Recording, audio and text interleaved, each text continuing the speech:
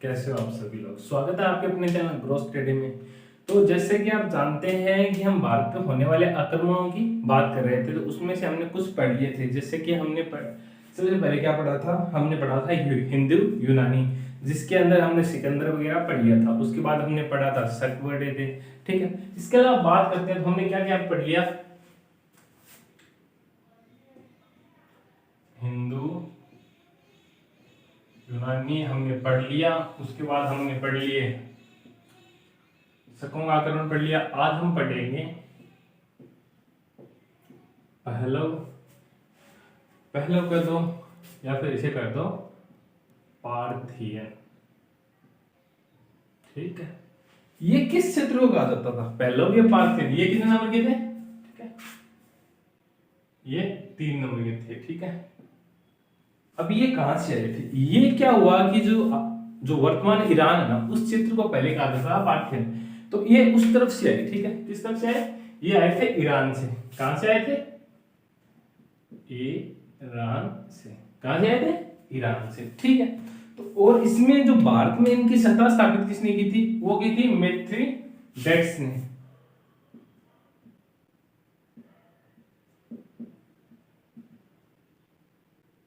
ये पहला पर्सन था जिसने भारत में इनकी सत्ता स्थापित की। यानी जो पहलव थे उनकी भारत में संस्थापक कौन था, मतलब पहलव वंश का भारत में संस्थापक कौन था? मिथ्रिडेट्स था। कौन था? तो यानी पहलव वंश था ना, जो कहां के थे, वो निवासी थे ईरान के, और उनका भारत में संस्थापक कौन था? वो था मिथ्रिडेटस। कौन था? मिथ्रिडेटस फर्स्ट था, ठीक है, ठीक है। ये क्या हुआ, जब ये इराक से भारत में, इन्होंने भारत में अपनी संस्था डाली, तब यहाँ भारत में कौन था? वो था, कौन था? यूक्रेटाइसिस। कौन था? यूक्रेटाइसिस। यानी ये किसके समकालीन आया? यूक्रेटाइसिस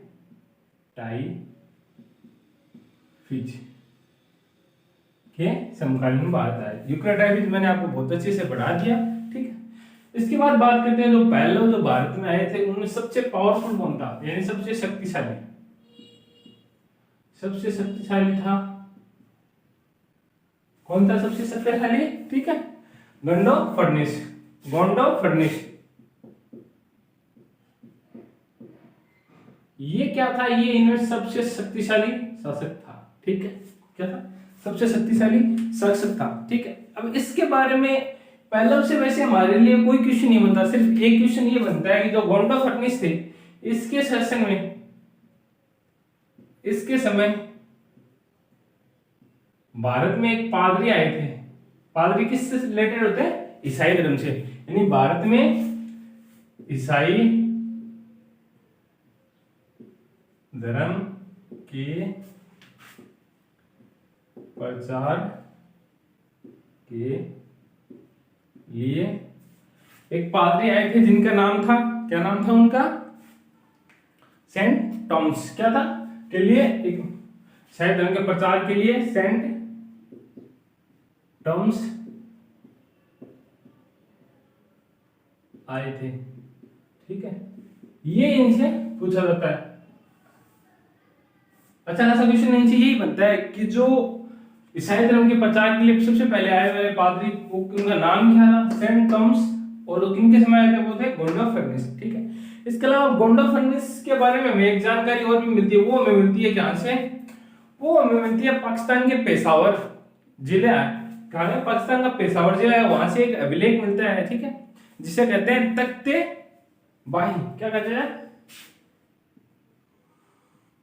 तख्ते बाही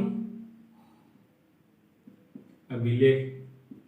ये किससे रिलेटेड है? ये है इस गोंडो फर्निस से। गोंडो फर्निस से, ठीक है। ये किस में है? ये पाकिस्तान के पेशावर में है। पेशावर से मिला, और किस में था? ये खरोष्टी लिपि में था। ये खरोष्टी लिपि में लिखा गया था, ठीक है। तो इसका निष्कर्ष क्या निकला, वो फिर से देख लेते हैं। पहलव थे, वो क्या थे? ईरान के निवासी थे, ठीक है, ईरान के निवासी थे। तो इन्होंने क्या किया? इन्होंने भी भारत पे अपनी सत्ता स्थापित करने के लिए ईरान से चले, और ये आए कहां पे आए? ये हमारे जो भारतीय ये अफगानिस्तान का क्षेत्र था, और तक्षशिला का एरिया था उस समय, वो वहां पे राजा कर रहे थे, शासन करते यूक्रेटाइफिस। कौन करते हैं? यूक्रेटाइफिस। तो ये भी वहां आगे शासन करने लगे, ठीक है। तो उस समय वहां इनके समांतर काल में कौन था? वो था यूक्रेटाइफिस, ठीक है। और इनका भारत में संस्थापक था, वो था मिथ्रेडेट्स फर्स्ट। कौन था? मिथ्रेडेट्स फर्स्ट था, ठीक है। इसके अलावा बात करते हैं, इस वंश में 2 से 3 राजा हुए थे, ज्यादा लंबा नहीं चलाते, 2 से 3 राजा, और उसमें सबसे शक्तिशाली था वो था गोंडो फर्निस। कौन था? गोंडो फर्निस। इसकी जानकारी हमें जो हमारा आज वर्तमान पाकिस्तान, उसके पेशावर जिले से में एक अभिलेख मिलता है, जिसे कहा जाता है तख्तेबाही अभिलेख। क्या कहा जाता है? तख्तेबाही अभिलेख।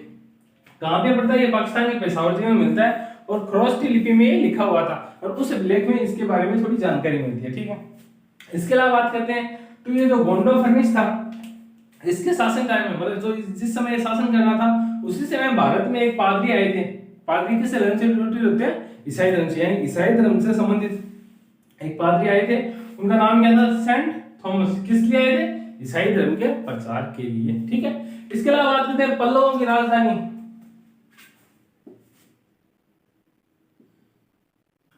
पल्लव की राजधानी थी तक्षशिला। क्या थी? तक्षशिला, ठीक है। तो इसके बारे में, पल्लव के बारे में हमें इतना ही कुछ पढ़ने को मिलता है। इसके बाद हम बात करेंगे कुषाण। इसकी बात करेंगे कुषाण। ये मैं इसको सॉल्व कर देता हूं।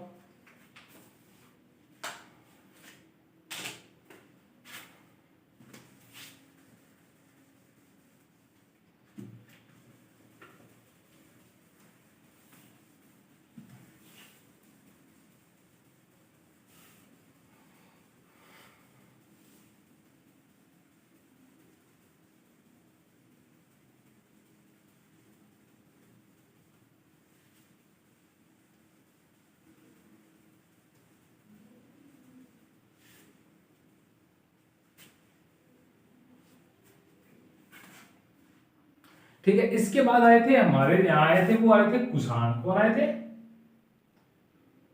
कुषाण वंश। इससे हमें 2-4 बातें याद रखनी है जो इंपॉर्टेंट है, ठीक है। सबसे पहले बात करते हैं, ये कहां थे? ये हमारे जो इंडिया है, इंडिया के ऊपर है तिब्बत, ठीक है, तिब्बत। तो ये क्या करते थे? एक जनजाति थी यूची जनजाति। कौन सी थी? यूची।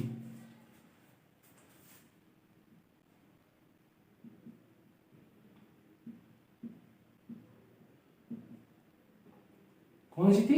यूची जनजाति। ये क्या हुआ कि ये जनजाति अपने शांत माहौल से, एकदम शांत तरीके से तिब्बत वाले एरिया में रहती थी, मतलब चीन के क्षेत्र में रहती थी। फिर क्या हुआ कि यहाँ पे एक जनजाति आई, खानाबदोश जनजाति, जो किसे कहते हैं हुन। क्या कहते हैं? हुनों ने। तो इन पे आक्रमण किसने किया? हुनों ने इन पे आक्रमण कर दिया, ठीक है। क्या कर दिया कि जो तिब्बत का क्षेत्र है उसमें एक जनजाति रहती थी, उसका नाम था यूची, ठीक है। और उन पे हुनों ने आक्रमण कर दिया। आक्रमण करने से क्या हुआ कि ये जनजाति यहां से भागी, भाई यहां से निकली, और ये क्या हुआ कि मध्य एशिया में आ गई। कहां गई? मध्य एशिया, ठीक है। कहां गई? मध्य एशिया, ठीक है। तो मध्य एशिया आने के बाद क्या हुआ कि ये जनजाति 5 कबीलों में टूट गई। मतलब इसकी जाति कितने बन गए? 5 कबीले बन गए। कितने बन गए? 5 बन गए, ठीक है। और उन 5 में से एक जनजाति भारत में, यानी ये इसके नीचे था भारत, तो ये इसमें भारत में प्रवेश करती है एक जनजाति, और जिसे क्या कहा जाता है? कुषाण कहा जाता है। क्या कहा जाता है? उस जनजाति को क्या कहा जाता है? कुषाण जनजाति कहा जाता है, ठीक है। और उनको कुषाण नाम से फेमस है। तो क्या क्या निष्कर्ष निकला कि ये जो कुषाण थे वो तिब्बत के निवासी थे। कौन से? तिब्बत में एक यूची जनजाति थी, उसमें ये रहते थे, और उनपे क्या किया कि हुनों ने आक्रमण कर दिया, जिससे ये क्या हुआ कि मध्य एशिया से ले गए। मध्य एशिया में 5 किलो में बढ़कर भारत आए, ठीक है। जिनमें प्रमुख था, कौन था प्रमुख? कुषाण थे। यानी 5 कबीले भारत की तरफ चले, और उनमें से प्रमुख था कुषाण, ठीक है। कुषाण हो गए, ठीक है। इसके अलावा बात करते हैं, तो अब हमसे पूछते हैं कि जो कुषाण कहां से आए थे? तो कुषाण कहां से आए हमारे पास? मध्य एशिया से। कहां से आए? तो पहला क्वेश्चन होगा कि कुषाण कहां से आए थे? कुषाण आए थे मध्य एशिया से, ठीक है। अब इनकी जो सत्ता ये भी स्थापित करना चाहते थे, तो इसके लिए इनका संस्थापक कौन बना?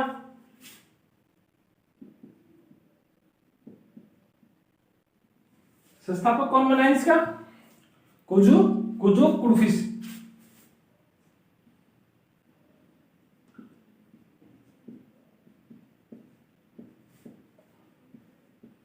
कुजो कुडफिस कौन है? कडफिसेस। कौन बना? कुजू कडफिसेस। कौन बना? इनका संस्थापक बना कुजू कडफिसेस, यानी कुजू कडफिसेस नामक एक शासक था, उसने इनकी स्थापना मतलब स्थापित किया। ठीक है, इसके बाद शासक बना विम कडफिसेस।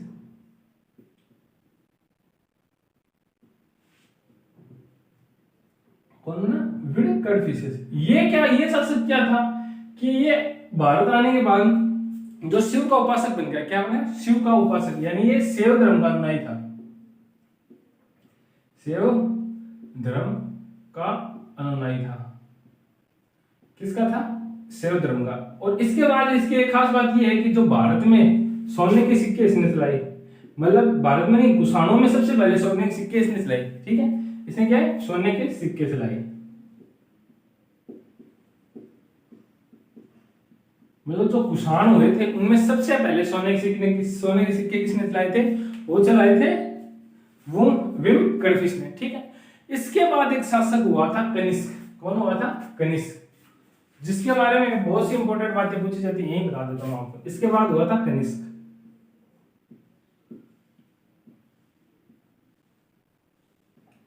कौन हुआ था? कनिष्क। ठीक है, अब बात करते हैं कनिष्क की। तो ये 3 नंबर शासक था। ये कब बना? ये बना 78 एडी में। 78 ईस्वी मान लो आप। ये 78 ईस्वी में शासक बना। ठीक है, ये 78 ईस्वी में शासक बना। ठीक है, इसके अलावा बात करते हैं तो इसने 78 ईस्वी में क्या किया? जब ये शासक बना तो इसने चलाया शक संवत चलाया। कौन सा चलाया? शक संवत। इसने क्या चलाया?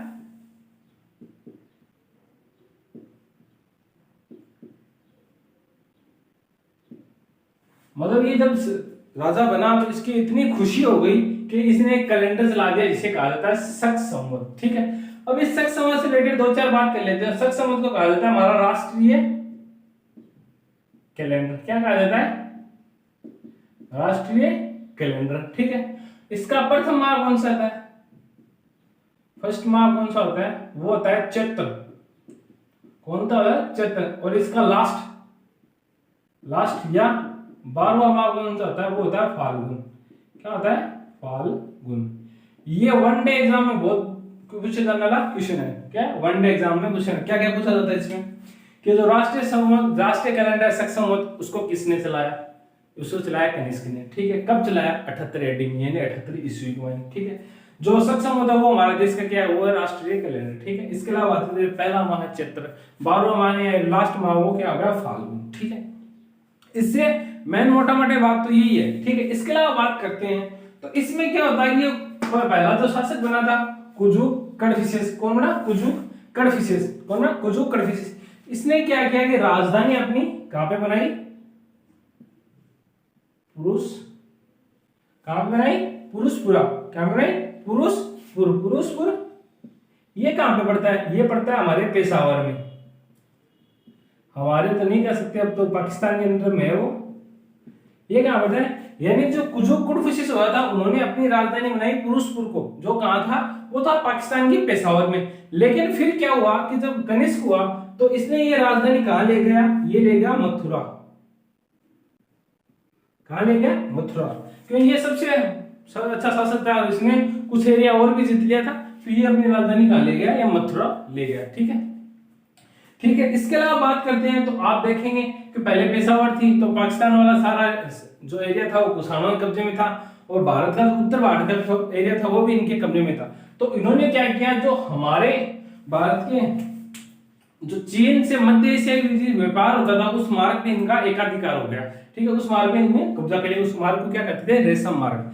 मतलब चीन से लेके और मध्य एशिया के बीच जिस मार्ग से रेशम का व्यापार होता था उनपे इनका हो गया कब्जा। क्या हो गया? कब्जा हो गया। और इन्होंने क्या किया? उनसे अच्छी खासी रिश्वत लेना, मतलब रिश्वत कह सकते हो या फिर अच्छी खासी टैक्स लेना स्टार्ट कर दिया। क्या कर दिया? बहुत ज्यादा टैक्स लेना स्टार्ट कर दिया। अब बहुत ज्यादा टैक्स लेंगे तो ये होंगे धनी। ठीक है, इनकी अर्थव्यवस्था हाई होने लगी, धनी होने लगी। तो सबसे शुद्ध सोने के सिक्के, सबसे शुद्ध सोने के सिक्के किसने चलाए? कनिष्क ने। किसने चलाई? कनिष्क ने। तो इससे रिलेटेड दो क्वेश्चन हो गए, ठीक है, कि कुषाणों में सबसे पहले सोने के सिक्के किसने चलाए? वो चलाए थे भीम कड़विश ने। और सबसे शुद्ध सोने के सिक्के किसने चलाए?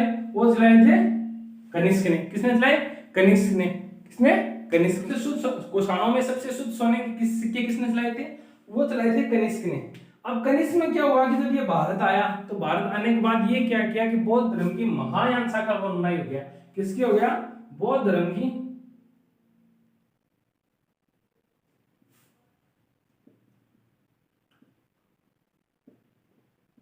महायान शाखा का अनुयायी हो गया। किसका हो गया? बौद्ध धर्म की महायान शाखा का अनुयायी हो गया। और इसने अनुयायी होने के बाद इसने क्या किया कि जो चौथी बौद्ध संगति थी,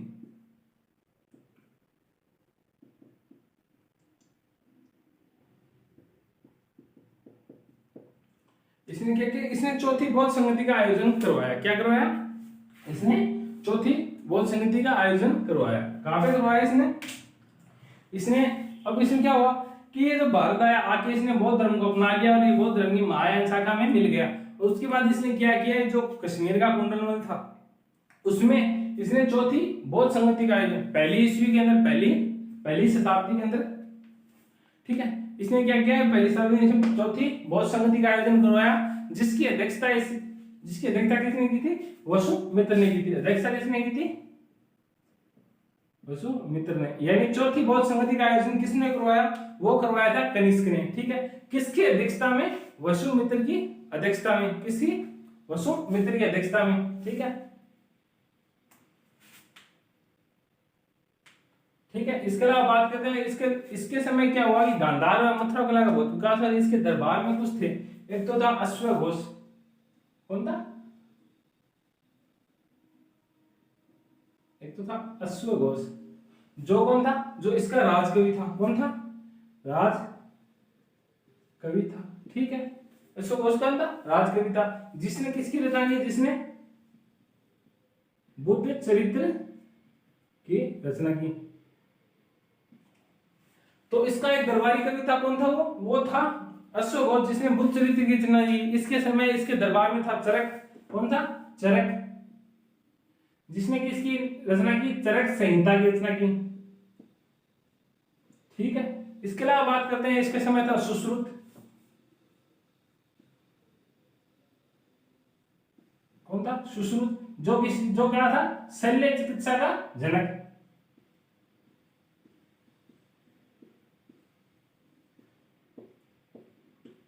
ठीक है। इसके अलावा इसके दरबार में था नागार्जुन। कौन था? नागार्जुन,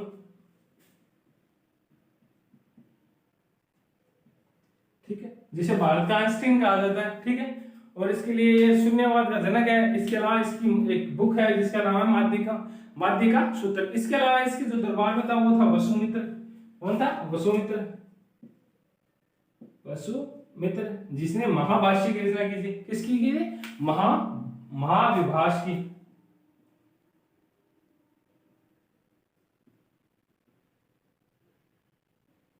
महाविभाष्य की रचना की थी, ठीक है। तो ये हो गया कनिष्क। तो हमने क्या क्या पढ़ लिया? हमने हिंदू यूनानी तो बहुत पहले पढ़ लिए थे। उसके बाद हमने शक पढ़े।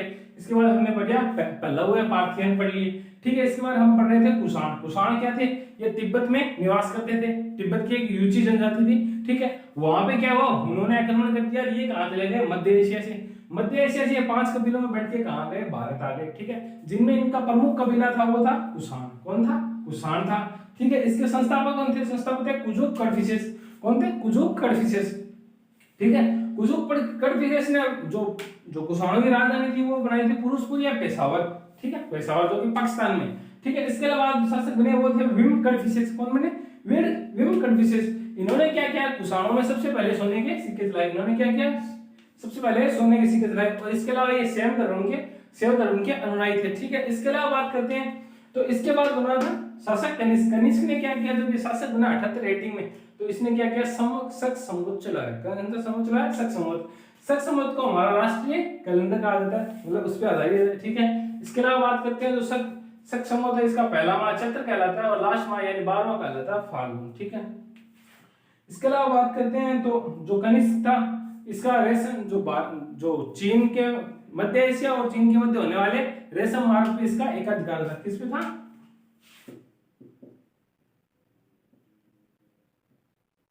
रेशम मार्ग पर इसका अधिकार था, ये वहां से बहुत अच्छा चुनी कर वसूलता था। इसके बाद बात करते हैं इसके दरबार में। इसके अलावा इसने चौथी बौद्ध संगति का आयोजन करवाया, जिसकी अध्यक्षता इसने की थी वसुमित्र ने, और उसके उपाध्यक्ष कौन थे? वो थे अश्वघोष। कौन थे? अश्वघोष, जो मैंने आपको बौद्ध धर्म में अच्छे से बताया। इसके अलावा बात करते हैं इसके दरबार में कुछ लोग थे, देखते हैं। एक तो था अश्वघोष, जो इसका राजकवि था, जिसने बुद्ध चरित्र की रचना की। इसके अलावा इसका जो दरबार में था वो थे चरक, जिन्होंने चरक संहिता की रचना की थी।